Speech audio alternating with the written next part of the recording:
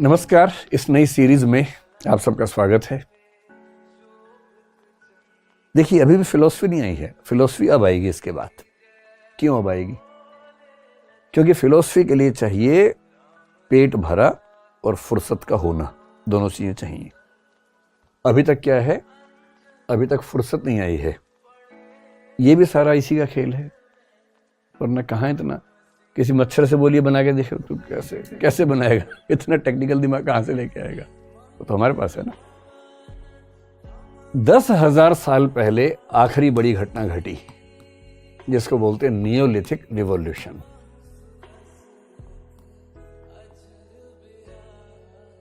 सरल भाषा में कृषि क्रांति बोल लीजिए, एग्रेरियन रिवॉल्यूशन कह लीजिए। 10,000 साल पहले इंसान को पहली बार यह समझ में आई कि खेती कैसे की जा सकती है। उसके पहले खेती नहीं आती थी। पेड़ पौधे थे, फल फूल होते थे, खाते थे उनको, पर खेती खुद करना नहीं आता था। सोच लीजिए कैसा जीवन रहा होगा उनका। पेट भरने के लिए क्या करेंगे? दो ही तरीके हैं, या तो किसी को मार के खाएंगे, जिसको हम आखेटक समाज बोलते हैं, हंटिंग सोसाइटी बोलते हैं, या इकट्ठा करेंगे, गैदरिंग सोसाइटी बोलेंगे कि भाई वहां बहुत सारे पेड़ हैं, वहां से फल तोड़ के ले आओ, सब्जियां तोड़ के ले आओ, खा लो। यही सब कर सकते हैं। एक पूरा क्लैन है, कुनबा है, ट्राइब है, एक कबीला है, एक जगह गया, वहां के पेड़ पौधे खत्म हो गए, अब क्या करेंगे? जाना पड़ेगा। उन्हें हम क्या बोलते हैं? घुमंतु जनजातियां, खाना बदोश जनजातियां, जो नोमैडिक ट्राइब्स होती हैं, ये बोलते हैं। तो ये तो हमारा इतिहास है, सबका इतिहास है। क्या कर सकते हैं? नियोलिथिक रिवॉल्यूशन ने पहली बार कमाल क्या किया कि हमें खेती करना समझ में आ गया। और जब पहली बार खेती करना समझ में आ गया तो ये क्लियर हुआ कि अब हमें कहीं जाने की जरूरत ही नहीं है, न मारने की जरूरत है। वेजिटेरियनिज्म एक विचार के तौर पर पहली बार वहां से डेवलप होगा। उसके पहले कैसे डेवलप होगा? कि हम बिना हिंसा किए और बिना भटके जिंदा रह सकते हैं। और जब खेती होनी शुरू हुई तो पहली बार इंसान का समाज एक स्थान पर टिकना शुरू हुआ। पहली बार सरप्लस प्रोडक्शन होना शुरू हुआ कि जरूरत है 100 किलो अनाज की, हो गया 120 किलो। जब पहली बार सरप्लस प्रोडक्शन होने लगा तो यह हुआ कि कुछ व्यक्ति काम कम भी करेंगे तो भी काम चल जाएगा। और तब समाज के समझदार व्यक्तियों से यह अपेक्षा की गई कि आप सोचिए, नए स्ट्रक्चर्स पर सोचिए, क्या होना चाहिए, कैसे करना चाहिए। और जब पहली बार पेट भरा और पहली बार फुर्सत मिली तो उससे क्या विकसित हुआ? उससे विकसित होने लगा दर्शन। क्यों ऐसा है? वेस्ट की दुनिया में, पश्चिम की दुनिया में मानते हैं कि सबसे पहला फिलोसोफर, सबसे पुराना फिलोसोफर उनका कब हुआ? उसका नाम है थेल्स। और कब हुआ? 6th century BC। ये जुम्मा 2800 साल पहले, सिर्फ 2800 साल पहले।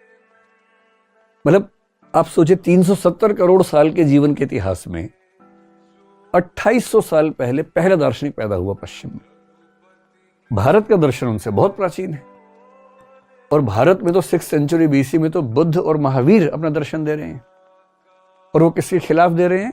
वैदिक औपनिषदिक दर्शन के विरुद्ध हैं, विरुद्ध या कम से कम उससे संशोधन करना चाह रहे हैं। इस समय से कम 1000 साल पहले हमारे पास वेद और उपनिषद का दर्शन विकसित रूप में आ चुका है।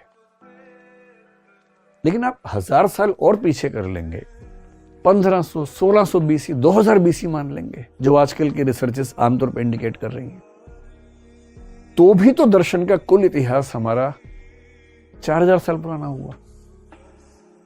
और ये इसीलिए है कि 10,000 साल पहले पहली बार वो परिस्थितियां बनी कि हमारी क्षमताएं भी थी, स्थितियां भी बनी, चिंतन हल्का हल्का शुरू हुआ और आगे चलकर व्यवस्थित होकर दर्शन या फिलॉसफी के रूप में डेवलप हुआ। साइंस भी आई। भारतीय परंपरा में हम देखते हैं कि साइंस भी वहां दिखती है। ग्रीक परंपरा में भी बाद में दिखने लगी। दुनिया में 2 स्थान दर्शन और विज्ञान के विकास में सबसे ज्यादा सफल साबित हुए शुरुआत के समय में, एक भारत, एक यूनान। बेबीलोनियम में भी है, मिस्र में भी है, लेकिन विज्ञान और दर्शन का ज्यादा विकास यूनान और भारत में आपको दिखेगा, क्योंकि इन दोनों स्थानों पर चिंतन की परंपरा थी, विमर्श की परंपरा थी। रोक टोक नहीं थी, हर व्यक्ति सोचे, गहरा सोचे, इसकी आज़ादी उस समय दी गई। सबको न भी दी गई है तो कम से कम वैचारिक आज़ादी एक स्तर पर मिली।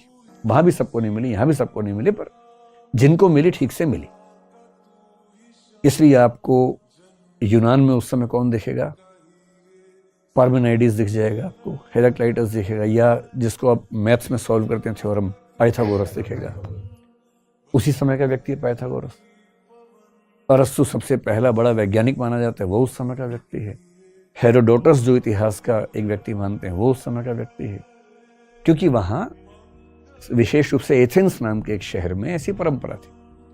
भारत में ऐसी परंपरा रही, इसलिए दर्शन का विकास इतना धूमधाम से हुआ, विज्ञान का विकास हुआ, गणित का विकास हुआ, प्राचीन काल में दिखता है। क्योंकि जिन जिन समाजों ने चर्चा की संस्कृति को प्रमोट किया, वहां वहां विज्ञान और दर्शन खूब तेजी से बढ़े। और इसलिए ईसा पूर्व 600 के आसपास से पश्चिम में और उसके 1000-1500 साल पहले से भारत में आपको दर्शन का विकास ठीक से नजर आने लगता है।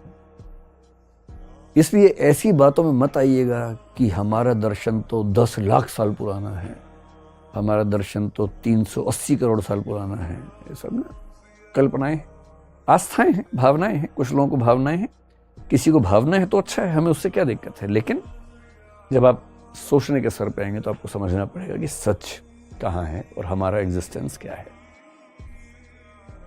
अब यह है कि दर्शन किन प्रश्नों का जवाब देता है।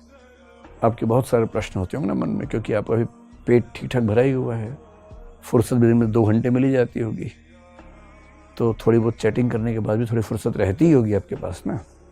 उससे मन में सवाल आता ही होगा कि मैं कौन हूँ, कहाँ से आया हूँ, कहाँ जाऊँगा, मरने के बाद बचूंगा कि मर ही जाऊँगा। अच्छा, एक मरना वो होता है, एक इस उम्र में जो बार बार मरते हैं किसी के ऊपर, वो होता है। ये दोनों मरना समान होता है कि भिन्न भिन्न होता है। पुनर्जन्म होगा कि नहीं होगा, पिछले जन्म में मैं क्या था, अगले में क्या बनूंगा, ऐसे बहुत सवाल आते हैं। कुछ ऐसी पुस्तकें लोग वहाँ से ढूंढते हैं। मेरा कॉलेज का एक दोस्त अब तो बहुत बड़ा अधिकारी है, बहुत ही बड़े स्तर पे है पुलिस में। वो जब स्टूडेंट था तो कहीं से ढूंढ के आ गया था, किसी के पास गया था, तो उनके पास कोई पुस्तक थी, उससे पता लगता है कि आप पिछले जन्म में क्या थे, अगले में क्या बनेंगे।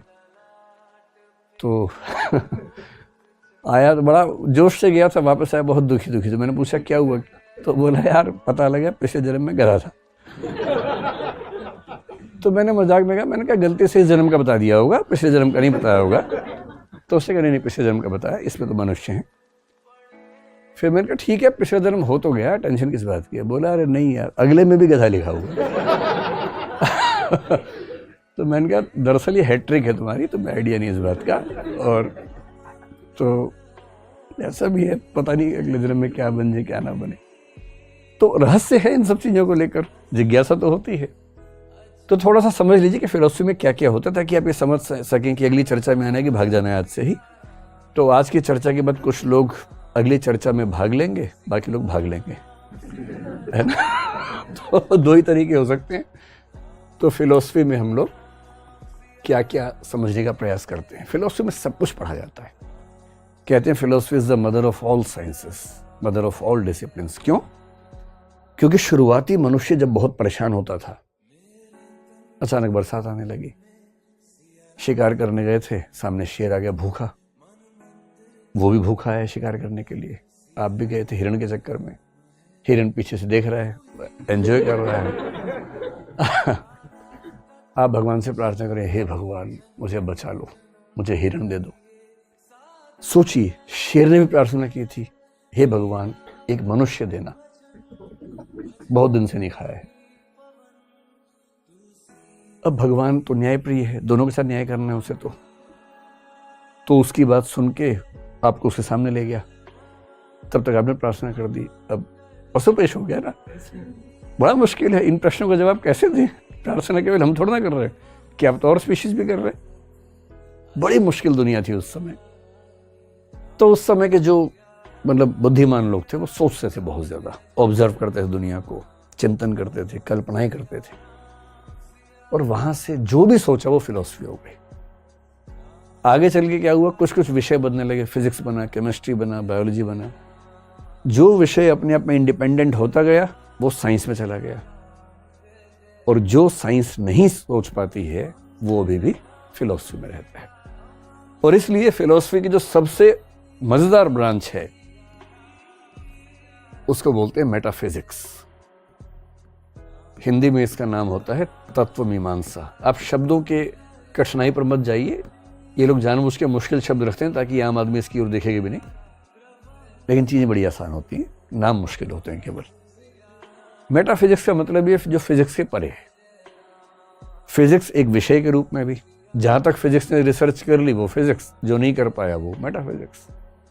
जैसे फिजिक्स बोलेगा दुनिया एटम से बनी है, आप बोलेंगे हाँ ठीक है, आगे बोलो। एटम के अंदर न्यूक्लियस है, हाँ ठीक है। उसके अंदर प्रोटॉन और न्यूट्रॉन है, अच्छा। इलेक्ट्रॉन बाहर घूम रहे हैं, अच्छा। अब ये कहेंगे इलेक्ट्रॉन घुमाया किसने? ये मेटाफिजिक्स है। जहां फिजिक्स जाए वहां तक सुनते रहो, एक सवाल आगे दाग दो, वो मेटाफिजिक्स है। उसके बियॉन्ड किसने एटम्स के अंदर इलेक्ट्रॉन्स को घुमाया, किसने प्रोटॉन्स और न्यूट्रॉन्स को ठीक से बिठाया? अब आप बोल दीजिए कि ये ईश्वर ने किया या परम तत्व ने किया या ये अपने आप हुआ, जैसे भी हुआ, अलग अलग फिलोसफीज के अलग अलग उत्तर इसके हैं, वो मेटाफिजिक्स है। मेटाफिजिक्स का बेसिक काम ये बताना है कि ये सब कुछ कैसे हुआ, कैसे बना सब कुछ। तो मेटाफिजिक्स की अगर मैं बात करूं तो इसमें इसी में आमतौर पर जो फिलोसफी के दीवाने होते हैं आप जैसे, उनका इंटरेस्ट बेसिकली इसी में होता है, मेटाफिजिक्स में ही। बाकी में तो उनको नींद आने लगती है, इसमें इंटरेस्ट ज्यादा रहता है। और मेटाफिजिक्स के अंदर 3 प्रश्न सबसे गहरे होते हैं। एक ब्रांच का नाम है कॉस्मोलॉजी। कॉस्मोलॉजी को आप बोल सकते हैं सृष्टि विज्ञान या सृष्टि मीमांसा। कॉस्मोलॉजी कॉस्मोस से बना है। दूसरा है थियोलॉजी, इसको आप कह सकते हैं ईश्वर मीमांसा। आपको हिंदी अनुवाद सुनते आइडिया हो गया ना क्या है। और तीसरा है साइकोलॉजी। आप सोचेंगे अरे ये तो अलग सब्जेक्ट होता है। नहीं, साइकोलॉजी अलग विषय बनने से पहले फिलॉसफी का एक सबसेट है।